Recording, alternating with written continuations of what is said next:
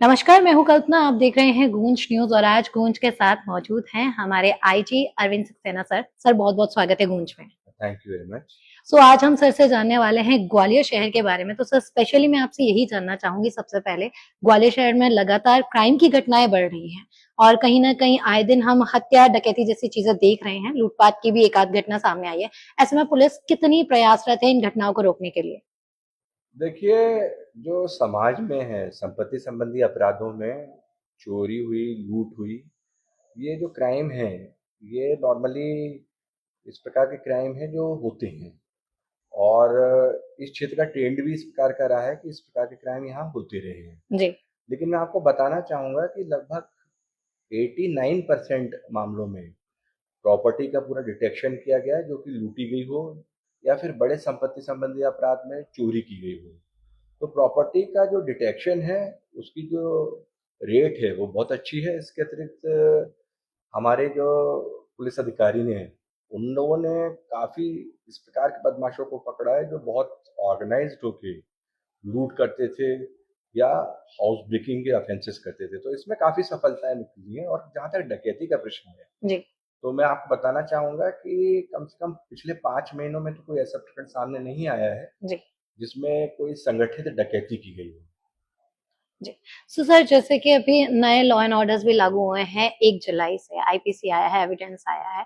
ऐसे में क्या बड़े बदलाव हुए हैं और पुलिस के लिए इन नए कानून के साथ तालमेल बिठाना कितना चैलेंजिंग है या फिर मैं कहूँगी क्या एक बेनिफिट है और क्या एक घाटा है? देखिए, जो समय होता है वो हमेशा परिवर्तनशील होता है जी, और पहले हमारे देश में जो 1860 की इंडियन पेनल कोड और 1872 का इंडियन एविडेंस एक्ट और सन 1973 की क्रिमिनल प्रोसीजर कोड लागू थी। जी, जैसे-जैसे सामाजिक और उसके अलावा व्यावसायिक और उसके अलावा अन्य प्रकार की गतिविधियाँ परिवर्तित हुईं, तो उसके अनुसार क्राइम का पैटर्न जो है लगातार बदला। उसको दृष्टिगत रखते हुए सन 2023 में 3 बिल पास किए गए, जिसके आधार पे भारतीय न्याय संहिता और भारतीय नागरिक सुरक्षा संहिता और भारतीय साक्ष्य अधिनियम ये बनाए गए और इसके पश्चात इनको 1 जुलाई 2024 से लागू किया गया है।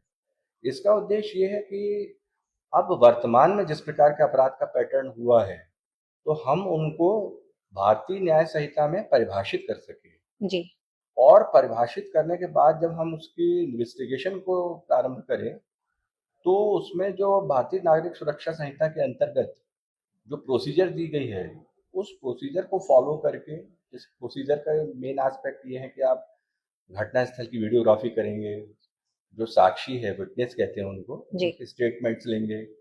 इसके अलावा जो आप जब्ती करते हैं या कोई सीज़र करते हैं, उसकी भी फ़ोटोग्राफ़ी करेंगे, विटनेसेस जो हैं उनके सामने जब्ती हो रही है इसकी भी फ़ोटोग्राफ़ी करेंगे और फिर एक पर्टिकुलर टाइम ड्यूरेशन में हमको माननीय न्यायालय को ये सारी एस्पेक्ट्स हैं जो प्रोसीजर से संबंधित ये सबमिट भी करना है।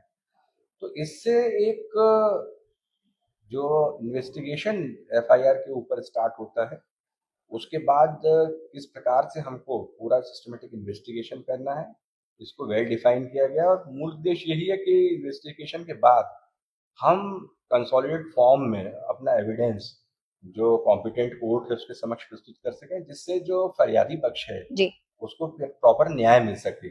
आप देखेंगे कि पहले भारतीय दंड संहिता कहलाती थी जो आईपीसी थी, जी, अब भारतीय न्याय संहिता कहला रही है। भारतीय न्याय संहिता का तात्पर्य है कि ये एक प्रकार से मैसेज देने का कोशिश की गई है कि किस प्रकार से पुलिस और शासन प्रतिबद्ध है कि हमारे फरियादी को यदि वो किसी अपराध का शिकार होता है तो कैसे उसको हम न्याय दिलाने में मदद करें। तो कुल मिला के जो है पूरा पब्लिक ओरिएंटेड और आम जनता को फैसिलिटेट करने के लिए इस तीनों जो है नए कानूनों को लागू किया गया है। जी। सर ग्वालियर शहर की कमान संभाल रहे हैं आप बतौर आईजी पिछले कुछ महीनों से। मैं यही जानना चाहूँगी ग्वालियर हमेशा वाद-विवाद के लिए जाना जाता है, एक अलग पहचान रखता है चंबल के तौर पर। ऐसे में कितना चैलेंजिंग है आपके लिए ग्वालियर चंबल की स कमान संभालना? देखिए, पहले भी मैं चंबल क्षेत्र में पदस्थ रह चुका हूँ, जब मैं एसडीओपी अम्बा हुआ करता था और अब जब मैं यहाँ पे ग्वालियर आया हूँ फरवरी से और इसके पूर्व भी कुछ ऐसे क्षेत्रों में मेरी पदस्थापना रही, जहाँ हीनियस या गंभीर नेचर के क्राइम होते हैं। जी। तो यहाँ पर भी इस प्रकार के क्राइम मैं देख रहा हूँ और किसी प्रकार से बहुत बड़ा कोई ट्रांजिशन मैंने नहीं देखा और जितने इस प्रकार के हीनियस या गंभीर अपराध हैं, तो उसका काफ़ी अच्छा डिटेक्शन ग्वालियर पुलिस ने किया है और जो हमारे पुलिस अधीक्षक हैं और उनकी टीम, मैंने देखा वो निरंतर सक्रिय रहती है और एक अच्छा सोशल कॉन्टैक्ट रखते हुए जो अपराधी हैं, उनसे सख्ती से पूछताछ करके जो अच्छे डिटेक्शन है, उनने किए हैं। तो कुल मिला के मैंने कंप्लीटली ये ऑब्जर्व किया है कि बहुत अच्छे रिजल्ट्स प्रॉपर्टी और शारीरिक संबंधी जो अपराध रहते हैं, जी। उसमें पुलिस ने प्रोड्यूस किए हैं। सर ग्वालियर की स्पेशली मैं बात करती हूँ, आज भी कहीं न कहीं बदलते वक़्त के साथ बहुत सारी चीज़ें बदली हैं, पर आज भी कहीं न कहीं पुलिस को लेकर खौफ है लोगों में। ऐसे में मैं जानना चाहूँगी क्या प्रयास स्थानिक स्तर पर किए जा रहे हैं? कोई सुपरविज़न जिससे लोगों को कनेक्ट किया जा सके, ये डर पुलिस का निकल सके? देखिए, मैं आपको बताना चाहूँगा कि जब हम बीएनएस भारतीय न्याय संहिता लागू करने जा रहे हैं, जी। तो ग्वालियर के लगभग प्रत्येक थाने में हम लोगों ने कार्यक्रम आयोजित किए हैं और हमने उसमें बहुत से स्टूडेंट्स को बुलाया, जिनमें अलग-अलग प्रकार की क्यूरियोसिटी रहती है। जी। इसके अलावा हमने समाज के जो प्रतिष्ठित वर्ग है, बुजुर्ग हैं हमारे, उनको बुलाया, माताओं को बुलाया, बहनों को बुलाया और इसके अतिरिक्त हमने उसमें जो हमारे क्षेत्र के गणमान्य पार्षदगण हैं, उनको भी बुलाया। तो समग्र रूप से हमारा उद्देश्य ये था कि सोसाइटी का हर सेक्शन हमारे साथ मिलकर इस कानून के विषय में पूरी जानकारी रखे और इसका अधिक से अधिक लाभ उठाए। जी। तो हमारा पूरा उद्देश्य ये है कि हम चाहते हैं कि किसी प्रकार का कोई आयरन कर्टेन या हम लोगों के मध्य इस प्रकार की दूरी नहीं रहे और स्पष्ट संवाद पुलिस और आम जनता के मध्य इस प्रकार का बने, जिससे वो अधिकाधिक नए कानून का लाभ उठा सके और हम अधिकाधिक उनको न्याय दिलाने में मदद कर सकें। जी। सर ग्वालियर शहर की आप प्रशासनिक व्यवस्था, पुलिस व्यवस्था सँभाल रहे हैं सर। ऐसे में एक सवाल और मेरा आपसे है कुछ महीने की जर्नी आपने तय की है ग्वालियर में। ऐसे में आगे में क्या आपका विज़न है ग्वालियर को लेकर? क्या बदलाव आप अपने कार्यकाल में ग्वालियर में लाना चाहते हैं? क्या रोड मैप आप देखिए, मेरा उद्देश्य ये रहेगा कि समाज के जो सभी वर्ग हैं, वो आगे आएँ और जो हमारे शहर की यातायात व्यवस्था है, उसके लिए हम देख रहे हैं कि जिला प्रशासन और पुलिस प्रशासन मिलके काम कर रहे हैं। वो एक प्रयास कर रहे हैं, जैसे मैंने देखा कि ई-ऑटोज़ हैं और भी जो ऑटोज़ हैं, उनको इस प्रकार से रेगुलेट करें कि सब अपनी जीविका का निर्वहन भी कर सकें और किसी प्रकार से बहुत ज़्यादा कंजेशन किसी पर्टिकुलर एरिया में ना बन सके। इसमें ग्वालियर में सभी वर्गों को एक मत होना पड़ेगा और एक ओपिनियन बनानी पड़ेगी क्योंकि ये काम जो जिला प्रशासन और पुलिस प्रशासन मिलकर करना चाहता है, जी। वो उनकी सुविधा के लिए करना चाहता है। तो कुल मिला के सबको एक होना पड़ेगा और इसमें सुधार के लिए आगे आना पड़ेगा। जी। सेकंड, समय-समय पर हमने पुलिस अधिकारियों को निर्देशित किया और मैंने ऑब्जर्व भी किया है, वो लोग कॉलेजेस जाते हैं, स्कूल जाते हैं, वहाँ चेकिंग करते हैं और ये सुनिश्चित करते हैं कि जो बालक-बालिकाएँ हैं, वो लोग एक सिक्योर्ड एटमॉस्फेयर में शिक्षा ले सकें। और इसके अतिरिक्त हम लोगों ने कई जो कानूनी प्रावधान हैं, उनको भी समझाने के लिए एक्शन प्लान इस प्रकार से बनाया गया है कि जब उनकी पढ़ाई बाधित ना हो, तब उनको बड़े समूह में हमारे जो जानकार पुलिस अधिकारी हैं, वो बीएनएस के बारे में बता सकें, जिससे हमारी जो छात्राएँ हैं विशेषकर जो शैक्षणिक संस्थानों में, कॉलेज की और स्कूलों में वो लाभान्वित हो सकें। जी। हम लोगों ने एक ड्राइव और अभी जिला प्रशासन और पुलिस प्रशासन ने मिलकर स्टार्ट की है, जिसके माध्यम से जो शैक्षणिक संस्थान हैं जो जिसमें कॉलेजेस भी रहते हैं और स्कूल भी रहते हैं, उनमें जो बसेज़ यूज़ होती हैं, तो उसमें जो माननीय सुप्रीम कोर्ट के जो निर्देश है कि किस प्रकार के प्रोविज़न स्कूल बसेस या फिर जो शैक्षिक संस्थानों की बसों में होना चाहिए, उसको भी हम चेक करा रहे हैं और उसमें हम उसको इस ढंग से चेक कराने का प्रयास कर रहे हैं कि जो हॉलीडेज़ में जो स्कूल के जो ट्रांसपोर्ट मैनेजर है, उनको बुला के सभी वाहन इकट्ठे कर लिए जाएँ, ड्राइवर्स आ जाएँ, इसके अतिरिक्त कंडक्टर्स आ जाएँ और जो हमको एक प्रकार से प्रावधानों का पालन करना है, सब मिलकर उसको सुनिश्चित कराएँ। जी। कुल मिला के उद्देश्य यही है कि जो सिक्योरिटी है ड्यूरिंग देयर ट्रांसपोर्टेशन वो रहे और इसको आम जनता को भी समझना चाहिए, पेरेंट को भी समझना चाहिए और जो स्कूल के ओनर्स हैं और ट्रांसपोर्ट मैनेजर हैं, उनको भी समझना चाहिए कि उनके स्टूडेंट्स की सिक्योरिटी के लिए यदि जिला प्रशासन या पुलिस प्रशासन इस प्रकार की पहल कर रहा है, तो उनको आगे आके इसमें पूर्ण रूप से सहायता करनी चाहिए और अपना सहयोग देना चाहिए। और ये शहर हमारा है, जिम्मेदारी भी हमारी है, जरूरत है पुलिस के साथ तालमेल बिठा कर हमारे शहर को आगे ले जाने की।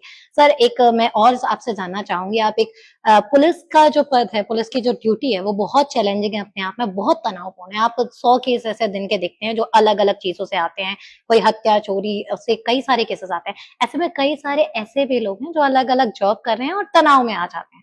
ऐसे में मैं आपको व्यक्तिगत तौर पे जानना चाहूंगी कैसे आप इस तनाव से अपने आप को दूर रखते हैं।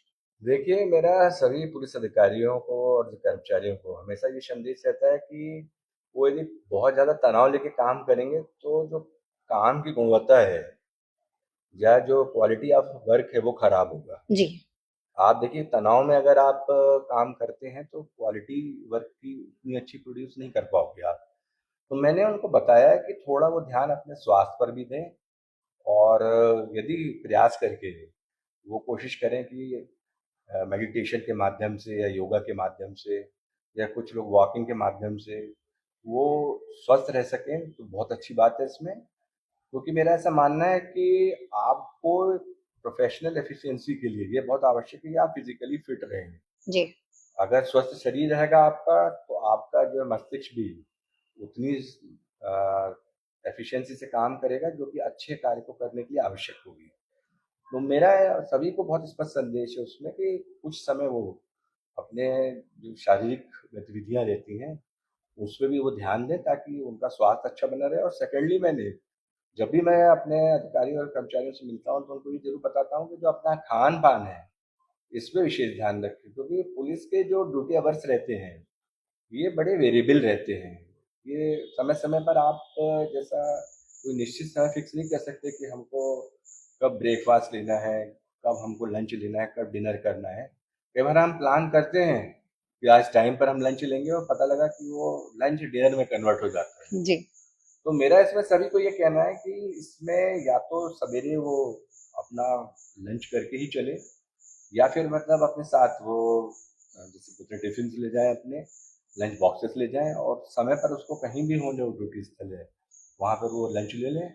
और इसके अलावा डेयर के विषय में मैंने उन लोगों को यही प्रकार से संदेश देने का प्रयास किया कि किसी भी समय आधे घंटे का भी समय निकाल के वो टाइम भी डिनर कर लेंगे तो वो उनके लिए भी लाभकारी रहेगा और जनता के लिए भी लाभकारी रहेगा। क्योंकि जितना पुलिस अधिकारी फिट रहेगा आपका, वो तनाव रहित रहेगा, उतना अच्छा रिस्पॉन्स जनता को देगा और जनता को प्रॉपरली सर्व कर पाएगा। जी। सर गूंज के माध्यम से ग्वालियर की जनता आपको सुन रही है, जाते जाते ग्वालियर वासियों से क्या कहना चाहेंगे? मेरा सभी ग्वालियर के नागरिकों से एक अनुरोध है कि जो ग्वालियर पुलिस है, यदि किसी प्रकार के अभिनव प्रयोग इस प्रकार से करती है जिससे आम जनता को हम सुविधा पहुंचा सकें, तो आप सभी लोग हमारी इसमें मदद करें। और दूसरा, मैं उनको ये भी निश्चित करना चाहूँगा कि जो भारतीय न्याय संहिता अभी हम लागू करने जा रहे हैं, इसके विषय में उनको कभी भी कोई डाउट्स हों, तो हमारे थाने जाकर या फिर हमारे जो सीनियर अफसर हैं, उनसे मिलकर उनको दूर कर सकते हैं। हम लोग राउंड द क्लॉक 24 घंटे जो है हमारी ग्वालियर जनता की सुरक्षा के लिए हैं और हम इस बात के लिए कटिबद्ध हैं कि हम उनको एक सिक्योर्ड वातावरण और सिक्योर्ड पूरी सराउंडिंग्स प्रोवाइड करें जिसमें वो सुरक्षित रहकर अपना जीवन यापन करें, चाहे वो शैक्षणिक क्षेत्र के लोग हों, चाहे व्यावसायिक क्षेत्र के लोग हों या अन्य गतिविधियों में संलग्न लोग हों। जी।